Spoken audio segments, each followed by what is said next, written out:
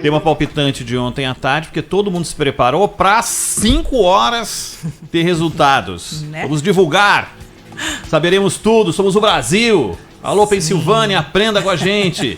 E aí o que aconteceu... Pobres de vocês, americanos. É que deu ruim, né? Não deu muito certo, não. Não. O ministro Barroso, em entrevista coletiva, aliás, na entrevista coletiva... Vou falar já. Primeiro deixo o ministro falar o que ele achou da história toda e a centralização de dados no TSE. Preciso dizer que desde o primeiro momento eu não tive simpatia por essa opção, mas era a opção estabelecida e foi ela que eu segui, e muito possivelmente, por ser uma novidade, pode estar na origem da instabilidade que nós sofremos. A gente já tinha vivido um dia inteiro, como a Sônia destacou na abertura, e ontem nós falamos a tarde inteira aqui, né, Zaidan? Todo o problema relacionado com o título por aplicativo e título no celular das pessoas e tudo o que aconteceu ao longo do domingo. E aí, no fim do dia, veio essa ducha de água fria com os resultados. E eu confesso a vocês, viu, Zaidan, Sônia, na entrevista do ministro, eu achei que ele estava falando da eleição em outro país, né? Porque me deu a impressão que deu tudo absolutamente certo e que a história do aplicativo ou da apuração tinha sido um detalhe aqui ou ali e tal, e não tinha ficado até quase meia-noite sem que a maior parte da cidade tivesse o resultado aferido da maneira como deveria. E aí, Zaidan? Primeiro eu quero insistir no que falei ontem aqui, falei anteontem, falei no ano passado, há 10 anos, há 15. Precisa acabar com essa coisa grotesca que é o voto obrigatório. É uma excrescência, é uma negação da liberdade. O Estado não pode tirar do cidadão o direito de votar e não pode tirar do cidadão o direito de não votar. Então, ontem muita gente que tentou justificar, porque aí o indivíduo tem de ir perante o Estado para dizer, olha, eu não votei, sabe por quê? Isso é constrangedor, é ridículo. É ridículo. O voto obrigatório é fonte de muitos desses problemas. De muita gente tentando entrar em contato com a Justiça Eleitoral para dizer, olha, sabe por que eu não votei? O voto tem de ser facultativo. É preciso acabar com essa palhaçada, com essa excrescência do voto obrigatório. Isso é fundamental. Não há democracia, de fato, com voto obrigatório. Você não pode tirar do cidadão o direito de votar. Então não tire o direito de não votar. E, repito o que falei ontem, aí no estúdio em que vocês estão, em eleições anteriores, conversando com deputados, senadores, ministro, escuta, acabem com o voto obrigatório. Não, sabe o que é? O povo brasileiro não está preparado. Desse jeito nunca estará. A maturidade vem com o exercício da liberdade.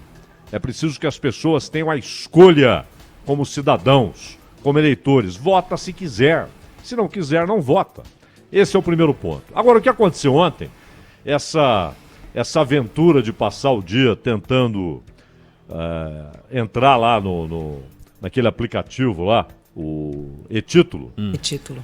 O que acontece ali é o seguinte, são dois problemas diferentes, não é? Uma coisa é o que aconteceu com a contagem dos votos ou com a divulgação pelo TSE. Outra coisa é o que aconteceu ao longo do dia.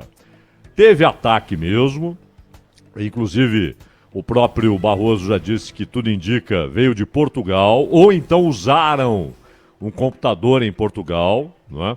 Mas que o ataque veio do exterior. Também está claro que o que foi divulgado de documentos do TSE não comprometia em nada a identidade de eleitores e muito menos o voto do eleitor. Não é? Era apenas uma demonstração de que eles haviam entrado. Isso é uma coisa. Outra coisa é o que fez a Rosa Weber quando centralizou tudo no TSE. Porque era caro aquelas 27 apurações, não é? Naquelas operadoras independentes, 27 operações independentes, e depois tudo era enviado para o TSE, mas já mastigado, era só divulgar. Ela centralizou tudo, inclusive em termos operacionais, para economizar.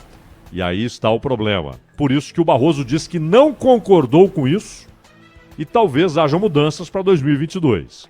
porque não funcionou. Não é?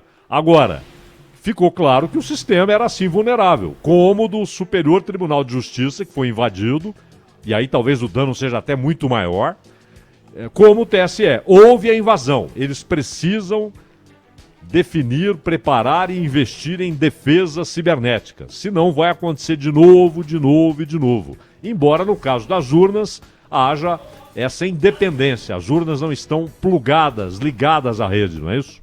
Não estão plugadas na rede. São urnas independentes que só passam a ter algum tipo de conectividade quando os dados são divulgados. Coisa que, para quem estava na cobertura, né, Sônia? Ontem foi um verdadeiro desastre. Foi. Porque você que acompanhava, por exemplo, você estava na frente do Boulos. Boulos, ninguém queria falar. Né, Zaidan? Como é que vai falar com base em 0,39% coletiva de marcada urnas para apuradas? 6h30 da tarde, aconteceu quase meia-noite.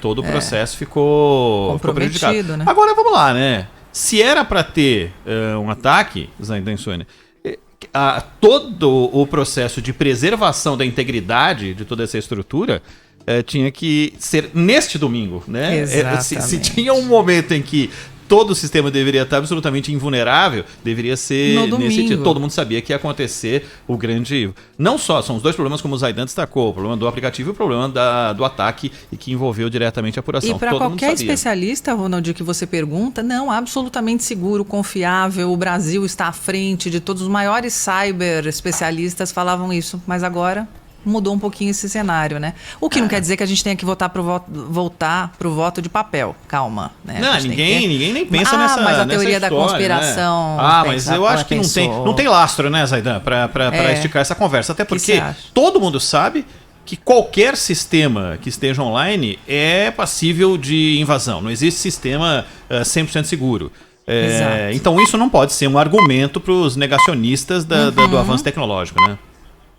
Não, até porque é muito mais fácil fraudar com papel, né? Com certeza. Não é verdade, quantas Sônia? vezes a gente já viu isso em eleição, Zaidan? É verdade. E contagem de votos, e pede a recontagem, e aquelas apurações de antigamente que precisavam ir turmas e turmas para poder contar o voto de seu candidato.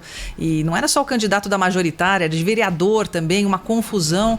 E demorava dias para a pessoa saber quem ganhou, ficava naquela coisa, o país. Foi um avanço incrível. E agora é lidar com a tecnologia, com esses tempos mais avançados aí. O papel, a gente acha que o papel é bom, eu gosto de papel, gosto de anotar as coisas no bloquinho. Mas só, né? Mas só. Mas a Sônia tem razão. As teorias conspiratórias nem esperaram. Nada. Elas já estavam preparadas para serem lançadas. Não é? Mas foram a base dos perdedores também, né? Porque esse discurso estava pronto quem ficou chateado porque não estava lá. E os tweets também estavam todos prontos por esse arsenal. Aí que tá, né, Ronald? Se querem copiar a expressão que o Trump tem usado, né? Fraude, perfeito. Mas copiem também, então, a consequência dessa posição do Trump. Ele foi aos tribunais. Se estão dizendo que houve fraude, quem está dizendo que houve fraude deve então ir à justiça. Claro, para isso. Não é isso? Claro, vai ficar gritando só que houve fraude. Não, e outra. No Twitter, então copia tudo. É copia ridículo, tudo. né? Para algumas pessoas. Não, lógico. Mas você ridículo, concorda? Né? É lógico. Se uma figura pública diz que houve uma fraude no processo eleitoral, ou seja, é um tiro no o pé. Estado de Direito, a democracia foi desrespeitada, vá ao tribunal. Bom, Zaidan, mas aí a gente tem um grande problema aqui, porque o presidente veio hoje ao microfone dizendo que não descarta a possibilidade. Sem nenhuma toda a transparência, né? E aí tem toda essa entourage que ainda acredita nesse tipo de negação da lógica, vai atrás desse lastro de incompreensão no processo eleitoral aqui no Brasil. Vamos falar, tem uma candidata, a candidata Joyce aqui em São Paulo, a eleição já acabou, já podemos falar com ainda mais liberdade. Logo durante, não tinha 0,39%. 0,39 lá. Ela estava com 1,6%. E ela dizendo que tinha ali um problema de fraude. Ela queria o quê? Que fosse invertido, o número 6 fosse na frente do 1. Ela achava que ela iria ganhar a eleição, efetivamente. Eu vou te falar, hein, Zaidan. Aí é que está, não é? Vá ao tribunal. Se você acha que houve fraude, olha, eu tenho evidências aqui, estou apresentando. Pronto. Talvez não tenha havido, talvez tenha havido. mas eu exijo uma investigação, não é? Agora, só ficar gritando em rede social... Provocando fake news, né? Isso é um problema que a gente tem hoje em dia. Aliás, lá nos Estados Unidos, hoje o Trump veio com uma nova que era para parar a recontagem. Não é, que ele teve o Stop the Count, que foi a grande frase da semana Parece passada. aquela criança que tá perdendo no joguinho e fala, para, isso. não quero mais. Ou dá um tapa no tabuleiro. E aí hoje ele falou para parar a recontagem na Geórgia, que era uma recontagem fraudada também. Meu Deus. O que ele alega é que as assinaturas não estão sendo verificadas. Não estão sendo conferidas, né? Exato, ou seja, que a recontagem é tão fraudulenta quanto a original, né? Senhora. É o que a gente diz, e a gente fala, gente, pensem bem antes de votar. Isso serve para o mundo inteiro, não é só no Brasil. Votem bem, escolham, pesquisem a vida do sujeito, porque aí o resultado é esse aí.